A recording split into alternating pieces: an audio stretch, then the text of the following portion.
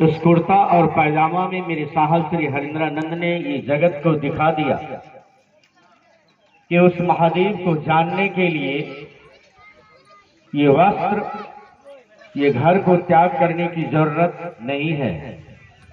शिव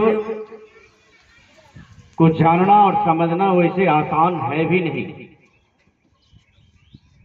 बहुत कठिन है उस शिव को जानना और समझना। लेकिन किसी भी काम जब कोई कठिन होता है, उस कठिन काम को आसान भी किया जाता है किसी के माध्यम से। उसी शिव को जानने के लिए एक आसान एक तरीका दिया मेरे साहब श्री हरिंद्रानंद। कहा उसी शिव को अपना गुरु बना लीजिए। नहीं, शिव को जानने के लिए तुम्हारा पता तुम ही से पूछ लेंगे कि शिव को जानना और समझना। वैसे आप सुने होंगे कि तब तत्त्वम नो जानामि की दिशो से महेश्वर या दिशो से महादेव तादृशाय नमो नमः। सरकार तुम किस तत्व के बने हो? अनुमानस को जानना और समझना बाहर की बात है।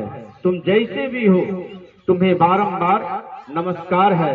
तुम जहां भी हो, जिस भी स्थिति में हो। एक बार हम लोग कार्यक्रम था नहट्टी के साइड में कचरापारा में, और कचरापारा में साहब मेरा एक दिन रुके थे। 2-3 घंटा रुकने के बाद होटल का एक दिन का फीस और बढ़ जाता। साहब बोले बाबू चलो हम लोग चिनिया बादाम भी खाएंगे और वहीं समय काट लेंगे, क्योंकि साधु का तो अस्थाई कुछ होता नहीं है। क्योंकि साहब के बारे में आप लोग जानते ही होंगे कि अस्थाई उनका कुछ भी नहीं रहा। भले PWD के डिपॉजिट सेक्रेटरी रहे, सचिवालय में बैठते थे, लेकिन उनका अस्थाई कुछ भी नहीं रहा। साधु का अपना कुछ भी नहीं होता है ना। साधु रहना नहीं, ये देश वीराना है। तो साहब बोले कि चलो वहीं पर जाकर के हम लोग चिनिया बादाम खा लेंगे, गप कर लेंगे, एक दिन का होटल का फीस बच जाएगा। और हम लोग गाड़ी से गए वही धर्मशाला के मैदान में, शहीद मीनार मैदान में, वहां पर बैठे। एक बात साहब बोले कि हे, क्योंकि वहां पर अपनी मन की बात मेरे गुरु भाई लोग रख रहे थे, किसी का विरोध भी कर रहे थे, क्योंकि मानव का मन है हमारा। क्योंकि आप मेरी बात से नहीं चलिएगा तो हमसे आपसे विरोध हो जाए। क्योंकि हर इंसान चाहता है कि मेरी बात से लोग चले। कोई किसी के अंदर रहना पसंद नहीं करता है, कंप्रोमाइज करना पसंद नहीं करता है। पिता भी पुत्र से कंप्रोमाइज नहीं करता है, पुत्र भी पिता से कंप्रोमाइज नहीं करता है, माँ भी बेटी से कंप्रोमाइज नहीं करता है, बेटी भी माँ से कंप्रोमाइज का मतलब समझौता करना। चलो तुम कुछ बोला नहीं है, वो सहनशील का होना नहीं। इसी को आध्यात्मिक भाषा में कहा जाता है क्षमारूपी तपस्वी नाम। बड़ों का होता है कि छोटे पे क्षमा करना। क्षमा से बड़ा कोई तपस्या नहीं होता है। अब जान, इसी को आध्यात्मिक भाषा में कहा जाता है कि क्षमा रूपी तपस्वी नाम। तो हम बात कर रहे थे कि साहब बोले कि हे, वो महादेव को जानना इतना आसान नहीं है बाबू। करोड़ों बुद्ध का नाम आप लोग जानते होंगे कि पूरी दुनिया में वो मशहूर हो गया बुद्ध।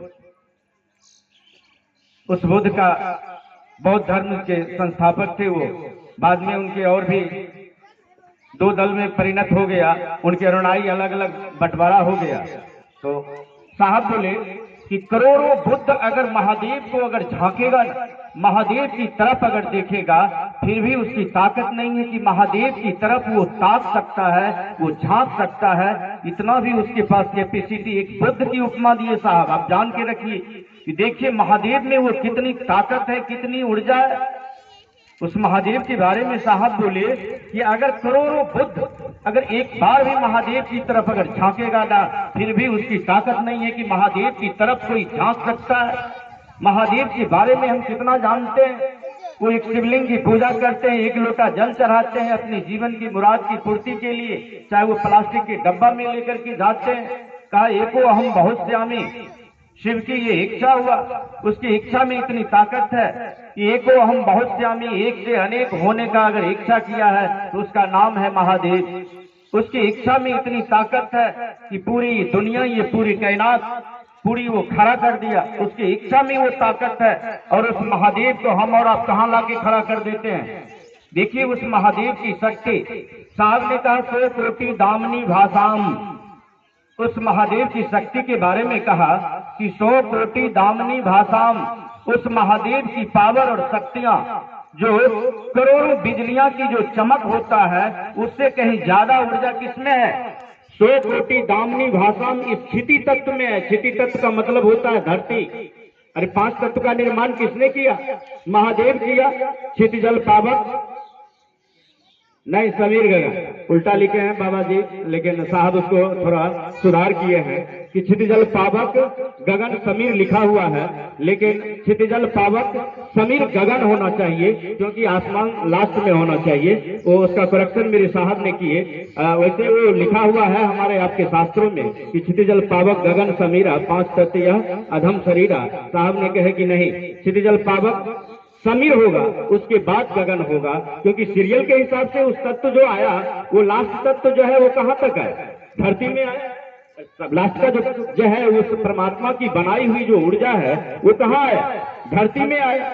धरती के बाद में हुआ क्षिति जल यानी पानी ना, क्षिति जल पावक गगन समीर और गगन, तो वो पांचों तत्व में उसकी ऊर्जा है। इसलिए साधक जो है इसी नीचे के तत्व से जो है नीचे के सीढ़ी से ऊपर जाने के लिए वो साधना करता है, जिसको हम लोग कहते हैं कुल कुंडली साधना। नहीं, वो जो कुंडली जागरण जिसको कहा जाता है, वैसे हमको आपको इसकी जरूरत नहीं है, इसकी जरूरत नहीं है, क्योंकि हम और आप उसकी पात्रता के अनुकूल नहीं है। क्योंकि शक्ति को समझना इतना आसान नहीं है। शक्ति में होता है पावर, और शक्ति को जानने के लिए शक्ति की जरूरत होता है। ठीक है, क्योंकि भक्ति के लिए भी शक्ति की जरूरत पड़ेगा। बिना शक्ति का भक्ति इंसान नहीं कर सकता। साहब कहे ना।